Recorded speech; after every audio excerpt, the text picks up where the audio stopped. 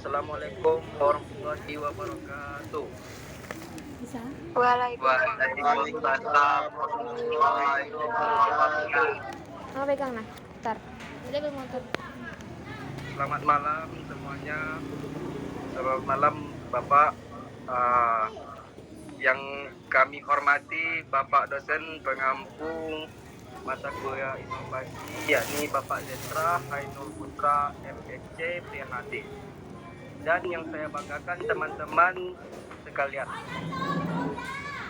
Tanpa memperpanjang kata mukadimah, kami di sini dari kelompok 3 ingin mempresentasikan hasil diskusi dari kelompok kami yang berjudul dengan materi inovasi pembelajaran di negara Jerman, yang mana diisi oleh anggota yang pertama yakni Fitra Adi Kusuma, yang kedua saya sebagai moderator Hafiz Dazaki, yang ketiga Indah Gustina, dan yang keempat ada Robi Sentika.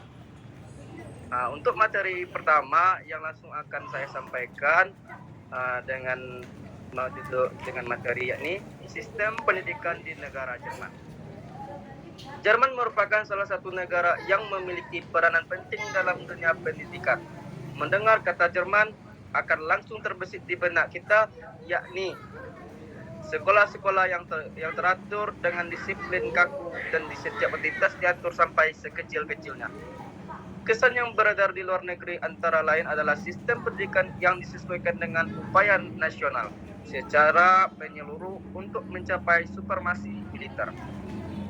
Dan kesan di dalam negeri, sekolah mendapat kepercayaan untuk mengangkat suatu negara dari puing-puing kekalahan menjadi sebuah kekaisaran besar hanya dalam waktu 2 generasi.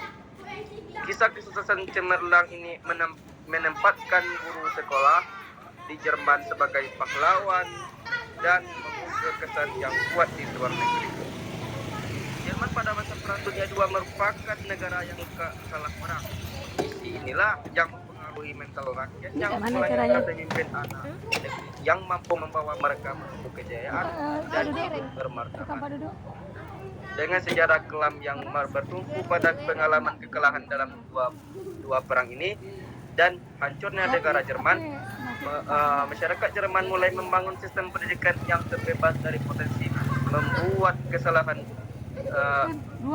serupa, yaitu dengan memisahkan kekuasaan termasuk dalam bidang pendidikan agar tidak tertumpu pada satu lembaga atau satu orang saja. Untuk materi selanjutnya yang akan disampaikan oleh rekan saya Fitra Adi Kusuma. Mama pegang, mama masih. Baik, materi selanjutnya yakni adalah struktur pendidikan di negara Jerman. Urutan pendidikan di Jerman dimulai dari umur 3 sampai dengan 6 tahun yang disebut dengan Kindergarten atau taman kanak-kanak. Fase ini disebut dengan Vorschulliche Einrichtungen, artinya masa persiapan sebelum sekolah yang sesungguhnya. Kesuksesan Jerman dalam mengelola pendidikan di tingkat awal ini menjadi rujukan banyak negara. Bahkan sebagai bentuk penghormatan, para pengadopsi tetap menggunakan nama asli dari sekolah tersebut. Tahapan berikutnya adalah Grundschule, yaitu pendidikan dasar yang dimulai dari umur 7 tahun sampai dengan 10 tahun. Di Indonesia bisa disebut dengan SD atau sekolah dasar. Setelah melalui tahap ini, para siswa diberikan kesempatan melanjutkan ke jenjang berikutnya melalui 4 pilihan jenis sekolah, yaitu Hauptschule, kedua Realschule, yang ketiga Gesamtschule, dan yang terakhir Gymnasium. Terima kasih. Terima kasih kepada Fitra, dan untuk materi selanjutnya disampaikan dari rekan saya yang bernama Indah. Kepada Indah dipersilakan. Baik, materi selanjutnya yaitu evaluasi pendidikan di negara Jerman. Pemerintah Jerman lebih menekankan penugasan dalam bentuk penelitian untuk mengukur hasil evaluasi belajar daripada mengadakan ujian nasional dalam bentuk soal pilihan ganda. secara sistematik sebagaimana yang diberlakukan di Indonesia untuk mengetahui kemajuan hasil belajar siswa. Pemerintah Jerman memberikan kewenangan mutlak kepada para tenaga pengajar untuk melakukan penilaian pada masing-masing siswa selama proses pembelajaran berlangsung dan hasilnya dilaporkan dalam bentuk laporan tulis terutama dasar. Objektivitas penilaian guru terhadap hasil belajar masing-masing siswa menjadi suatu keniscayaan dikarenakan adanya variasi prosedur penilaian serta jenis tugas yang diberikan. Kau tahu presentasi? Bahkan di beberapa negara bagian diperlukan kode tertentu untuk memastikan bahwa hasil belajar yang dilaporkan sesuai dengan kemampuan siswa yang sesungguhnya. Terima kasih. Terima kasih kepada Indah. Kita lanjut ke materi selanjutnya yang akan disampaikan oleh rekan saya Robi. Kepada Robi dipersilakan. Baiklah, yang selanjutnya itu landasan filosofis dan kebijakan sistem pendidikan di negara Jerman. Ada 3 bidang filsafat yang mempengaruhi kurikulum pada suatu negara. Kesemuanya merupakan gambaran filosofi masyarakat. Yang pertama itu ada ontologi yang berkaitan dengan hakikat dan realistis. Kedua ada epistemologi yang berkaitan dengan hakikat ilmu pengetahuan.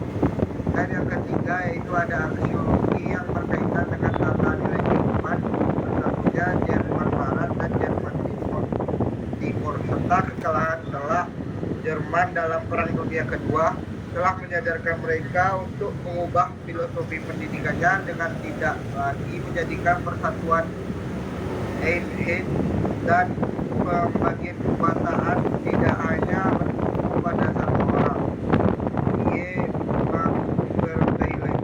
sebagai modal kebangkitan atas kehancuran negara dan mental masyarakatnya. Baiklah, yang selanjutnya kajian filosofi Jerman dan Indonesia. Secara filosofi, konsep sistem pendidikan yang dibangun antara Jerman dan Indonesia memiliki kemiripan, terutama di bidang sejarah. Keduanya memiliki masa lalu yang hampir sama. Jerman berusaha bangkit setelah mengalami kekalahan dalam Perang Dunia Kedua, sedangkan Indonesia berusaha bangkit setelah mengalami masa penjajahan yang cukup lama. Sehingga keduanya memiliki keinginan yang sama untuk keluar dari keterpurukan dan menjadi negara yang berdaulat. Di samping persamaan, tentu saja ada perbedaan, terutama konsep sentralisasi dan desentralisasi pendidikan. Di Jerman sudah tuntas baik di tingkat negara, bagian maupun federasi. Sementara di Indonesia masih menjadi bahan diskusi dan perdebatan karena masih belum menemukan kata sepakat baik masyarakat maupun pemerintah. Terima kasih kepada Robi. Untuk kesimpulan dari materi kami akan saya sampaikan sendiri. Inovasi pembelajaran di negara Jerman telah memberikan kontribusi yang signifikan terhadap pembangunan pengembangan sistem pendidikan yang berkualitas. Dalam beberapa tahun terakhir, Jerman telah mengadopsi pendekatan yang inovatif dan dalam pembelajaran yang telah membantu meningkatkan kualitas pendidikan di negara. Beberapa inovasi yang positif tetap adalah penggunaan teknologi dalam pembelajaran, penekanan pada praktis, dan pendekatan kolaboratif dalam proses pembelajaran. Demikian materi yang bisa kami paparkan kepada para teman-teman sekalian. Naik ke atas enggak? Sekian presentasi dari kelompok kami. Apabila ada kurang dan kelebihannya mohon dimaafkan. Kami